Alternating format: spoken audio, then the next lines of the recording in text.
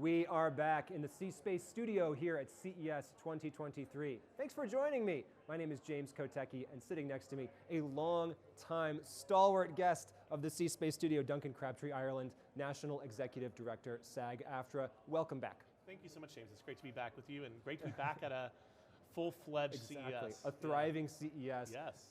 Even though you've been here 4 or 5 times, let's do what we typically do and just reintroduce you and SAG-AFTRA to people who are just catching up for the first time. Sure, well thanks. Well, again, my name is Duncan Crabtree-Ireland. I'm the National Executive Director of SAG-AFTRA. SAG-AFTRA is the union that represents performers. Basically, the way we put it is everyone who works in front of a camera or behind a microphone, we represent them. So all of the people you see in film, television, recording artists, broadcast journalists, they're all part of SAG-AFTRA. We have about 160,000 members. And every year we kind of talk about some of the latest tech trends that you're thinking about, that you're maybe potentially concerned about from a legal perspective and what it means for your members. What are some of the things that are top of mind for you as you're heading into CES 2023? Well, I'd have to say AI is clearly at the top of everyone's list. We've seen so many developments, even since the last full-fledged CES a couple of years ago. AI has has exploded. So I think we're really interested in seeing what implementations and uses of AI technology are on display here at CES, and also how they interact with various other technologies, various hardwares that we might see in our industry and others. But our whole purpose in being here, I think like everybody else, is we want to know what's next, and we want to be able to be prepared for it and ready for it, so that when it actually starts to take hold, we're not behind the curve. I think it's been so interesting to watch, even over the last year with some of the movies and TV shows that I watched. Darth Vader's voice in the Obi-Wan Kenobi series was actually dubbed based on samples of James Earl Jones's voice. He didn't actually lend his voice. I mean, he authorized it, of course. I believe Val Kilmer in Top Gun, the latest Top Gun, they basically dubbed his own voice using an AI synthetic technology. So there's a lot of interesting, very viable, very cool use cases for this when it's all done legitimately. But what are some of the big concerns that you have when some of this stuff is done in a less than legitimate way? Well, you hit on it exactly right. I mean, our main concern is consent and appropriate compensation. And so whether it's James Earl Jones doing a licensing deal, whether it's someone like Val Kilmer or others, where AI is actually being used to help leverage against disabilities, for example, people being able to continue working. Those are really great uses with consent and with appropriate compensation. Outside of that, we obviously see the dark side of AI. The most obvious example, exactly. The most obvious example of that, of course, is the use of AI technology to create deepfake pornography. A lot of that uses images of our members, obviously without their authorization. And so that's why dealing with AI technology is a question of negotiations with reputable industry companies who are going to use it for good, and it's also a question of public policy. Things like the legislation we've gotten enacted in the state of New York and other places to combat deepfake pornography and other misappropriations of people's image and likeness through that. And are you confident that, can you tell us a bit about that legislation, what it does, and are you confident that that is the right piece of legislation, or is it the kind of thing where it's like a first step but you wish they were doing more? Well, I mean, I think it's all part of a broader package trying to address this issue. No one solution solves the whole thing.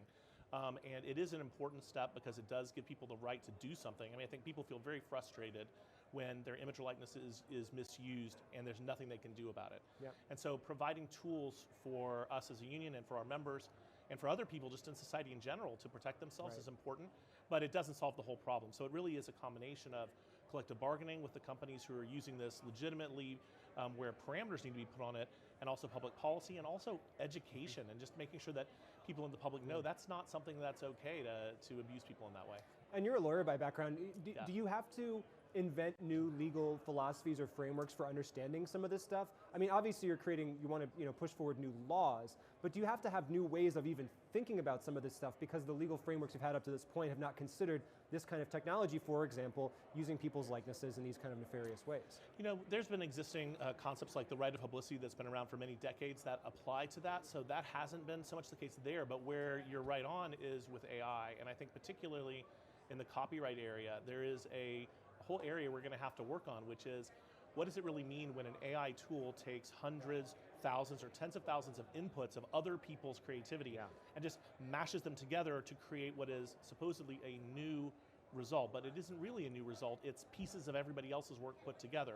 That isn't really adequately addressed by existing copyright concepts, and we're going to have to take that on. And it wouldn't be so obvious either, right? Because it's not as if there's one particular actor who's in a kind of a deep fake that we can just say, oh, that's not right. It would be something where maybe you'd be getting hints of a lot of different people, but combined together. I wonder though, you know, philosophically, if you think about what creativity is, what is my mind doing when I'm being creative, what is your mind doing? We are in some ways mashing up all the inputs that we get into our minds and then putting it out into the world. But of course it was never conceived of legally on this kind of a scale or with this kind of a scope.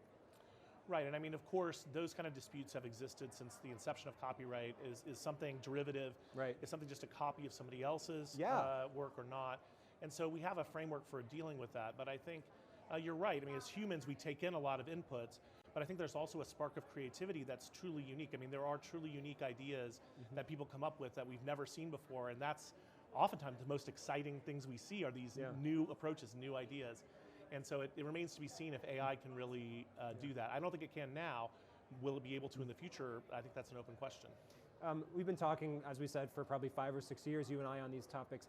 Do you feel like you and your organization are having to run even faster to catch up with how fast the technology is going? Are you getting out of breath, so to speak? What's the pace of it? Have you seen it accelerate? Depends on the technology. AI, definitely yes. That technology is developing so rapidly, and I think in part because some of the companies who are doing the most on this kind of are doing it under very close wrap because they are concerned about regulation and other things that might happen if people knew fully what's going on. But then on the other hand, there's other technologies that look like it was going to be that and really haven't panned out as well. I mean, NFTs would be a perfect example of that from my point of view.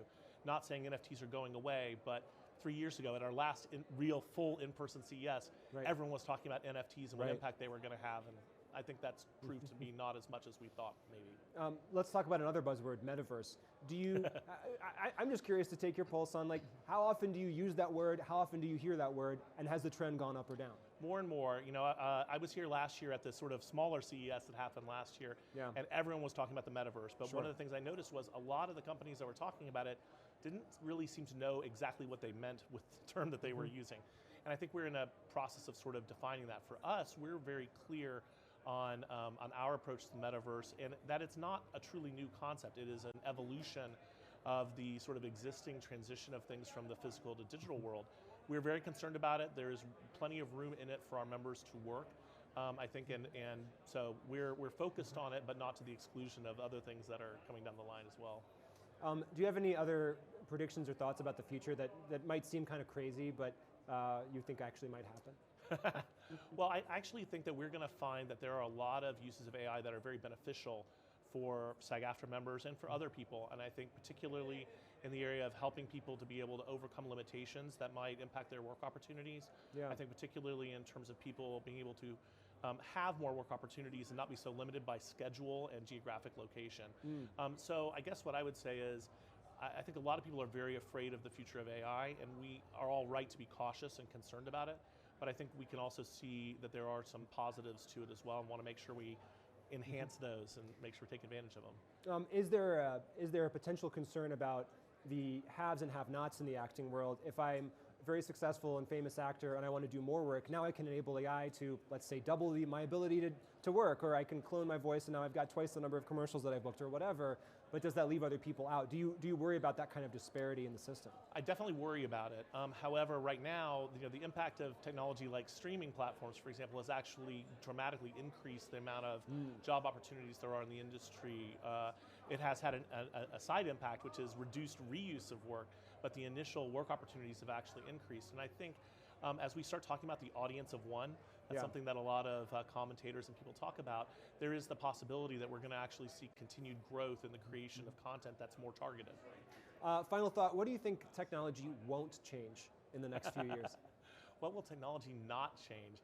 Probably, I think one of the things we've learned over the pandemic is no amount of technology is going to change the desire that people have to interact and relate on an in-person level. I think that's why in this, probably one of the most technology-focused places in the world, you have hundreds of thousands of people coming here to be together in person and see things. So I think that in-person element is going to is going to continue no matter what technological developments we see over the next few years. Well, we really appreciate you joining us right here in person. Likewise, it's great to be here. Duncan Crabtree-Ireland, SAGAFTRA, thanks so much for joining us. Thanks, James.